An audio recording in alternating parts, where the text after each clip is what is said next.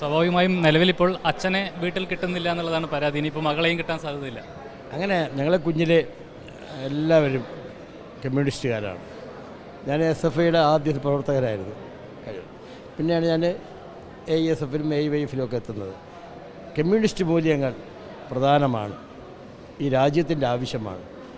കുത്തക മുതലാളിമാരുടെ കടന്നുകയറ്റത്തെ ചെറുക്കുവാൻ പുതിയ ചെറുപ്പക്കാർ, പുതിയ തലമുറ മനസ്സിലാക്കുക എന്ന് പറഞ്ഞാൽ വലിയ, അതിന് ആര്യ രാജേന്ദ്രനെ പോലുള്ള കഴിവ് തെളിയിച്ചിട്ടുണ്ട് ശ്രീമതി ആര്യ രാജേന്ദ്രൻ.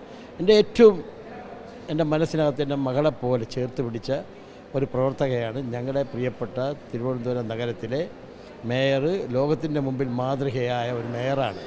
ഞാൻ എൻ്റെ 42 വർഷക്കാലത്തെ ഫുൾ ടൈം രാഷ്ട്രീയ ജീവിതത്തിൽ ഞങ്ങൾ ചേർത്ത് പിടിച്ച് ഈ കപട മുഖങ്ങളെയൊക്കെ നഗരസഭയിൽ അകറ്റി നിർത്തുന്നതിലും സത്യമാണെന്ന് നാട്ടിൽ വിളിച്ചു പറയുന്ന ഒരു മേയറോടൊപ്പം അവിടെ ഡെപ്യൂട്ടി മേയറായി, പട്ടം വാർഡ് കൗൺസിലറായി ഇടതുപക്ഷ ജനാധിപത്യ മുന്നണിയുടെ ഐക്യം ഒരഭിപ്രായ വ്യത്യാസമില്ലാതെ ഈ ദുഷ്ടശക്തികൾ എന്ന് പറയും, ദുഷ്ടശക്തികൾ നാടിനാപത്താണെന്ന് ചരിത്രം തെളിയിക്കുകയാണ്. എൻ്റെ ആ ജനപ്രതിനിധിയായി ഞാനിപ്പോൾ ഡിസംബർ 20 വരെ ഉണ്ടാവുമല്ലോ. ഒന്ന് ഞാൻ താങ്കളുടെ മുമ്പിൽ പറയാം. DGP ഓഫീസിൻ്റെ മുന്നിൽ സ്ഥാപിച്ചിട്ടുള്ള സ്മാർട്ട് സിറ്റി റോഡ്, അതിൻ്റെ വികസനം നടക്കുമ്പോൾ കാലതാമസം വന്നെന്ന് പറഞ്ഞുകൊണ്ട് അവിടെ നിന്ന് മിഷനറികളെല്ലാം എടുത്ത് കുഴിക്കകത്തിട്ട് മൂടിയവരാണിവർ. എന്നിട്ട് പറഞ്ഞു ഇവിടെ ഒരു പണി നടത്തേണ്ട. ഇന്ന് നിങ്ങൾ നോക്കൂ, സ്മാർട്ട് സിറ്റിയുടെ റോഡ് എങ്ങനെ ഇരിക്കുന്നു, നഗരവീഥികൾ എങ്ങനെ ഇരിക്കുന്നു, ഒരുപാട് പ്രത്യേകതയുണ്ട്. പിന്നെ ശ്രീമാൻ മുരളീധരൻ ഇന്നൊരു പ്രസ്താവന നടത്തിയിട്ടുണ്ട്. ഈ CPMഉം ഇടതുപക്ഷവും ഈ നഗരത്തിൻ്റെ വികസനത്തെ തടഞ്ഞു വെച്ചിരിക്കുകയാണെന്ന്. അങ്ങനെ എനിക്ക് ശ്രീ മുരളീധരനോട് വളരെ ബഹുമാനത്തോട് ഞാൻ പറയാനുണ്ട്.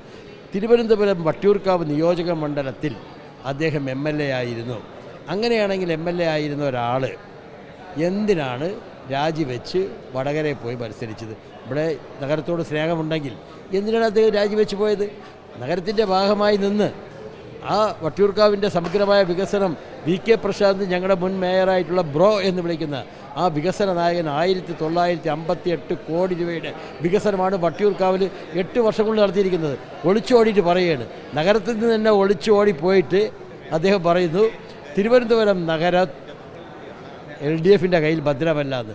LDFിൻ്റെ കയ്യിൽ ഭദ്രമല്ലെങ്കിൽ താങ്കളുടെ കയ്യിൽ ഭദ്രമായിരുന്നോ? അങ്ങനെ ആയിരുന്നോ വട്ടിയൂർക്കാവ് നിയോജക മണ്ഡലം?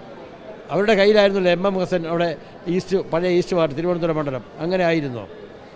കഴക്കൂട്ടം മണ്ഡലം വാഹിദിൻ്റെ കയ്യിലായിരുന്നു. അങ്ങനെയാണ് ഇന്ന് ശ്രീ കടകംപള്ളി സുരേന്ദ്രൻ്റെ മണ്ഡലം. വ്യത്യസ്തമായി വന്നു. GRL പോലെ മിനിസ്റ്റർ നെടുമങ്ങാടിൻ്റെ മുഖച്ഛായ മാറ്റി, ആന്റണി രാജു മുഖച്ഛായ മാറ്റി.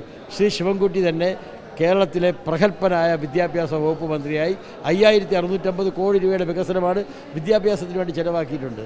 അതുകൊണ്ട് ശ്രീ മുരളീധരൻ ഒന്ന്. 2, മേയർ സ്ഥാനാർത്ഥി എന്ന് പറഞ്ഞു വന്ന ഒരാൾ, അദ്ദേഹത്തിൻ്റെ അച്ഛൻ്റെ കയ്യിൽ ആര്യനാട് നിയോജക മണ്ഡലം ഭദ്രമായിരുന്നു. അങ്ങനെ അദ്ദേഹത്തിനുള്ള ഒരു സഹതാപം കൊണ്ട് മകനെ ഏൽപ്പിച്ചു. മകൻ എന്ത് ചെയ്തു? ജയിച്ചു, തിരിഞ്ഞു നോക്കിയില്ല. രണ്ടാമത്തെ തിരഞ്ഞെടുപ്പിൽ തോറ്റവൻ വികസന നായകൻ. എവിടെ നിന്ന്?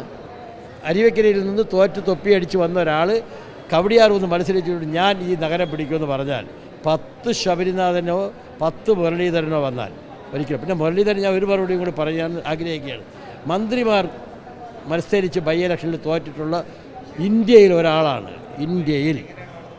ഇന്ത്യ രാജ്യത്ത് ഒരു മന്ത്രി, ഇലക്ട്രിസിറ്റി ബോർഡ് വകുപ്പ് മന്ത്രി മത്സരിച്ച് തോറ്റ ചരിത്രമുള്ളവരാണ്. നേമത്ത് തോറ്റു, തൃശ്ശൂർ പാർലമെൻറ്റിൽ തോറ്റു. എല്ലാവരും തോൽവിയുള്ള ആൾ പറഞ്ഞ് വികസന നായകൻ എന്ന് പറഞ്ഞു. എന്തായാലും ആ വലിയ വിജയപ്രതീക്ഷയിലാണ്. ഓക്കെ, ഉറപ്പ് ഇടതുപക്ഷം നല്ല ഭൂരിപക്ഷത്തിൽ തിരുവനന്തപുരം നഗരസഭ തിരിച്ചുവിടും. അപ്പോൾ ഏതായാലും അച്ഛനും മകൾക്കും ആ നിലയിൽ എല്ലാവിധ ആശംസകളും നൽകുകയാണ്.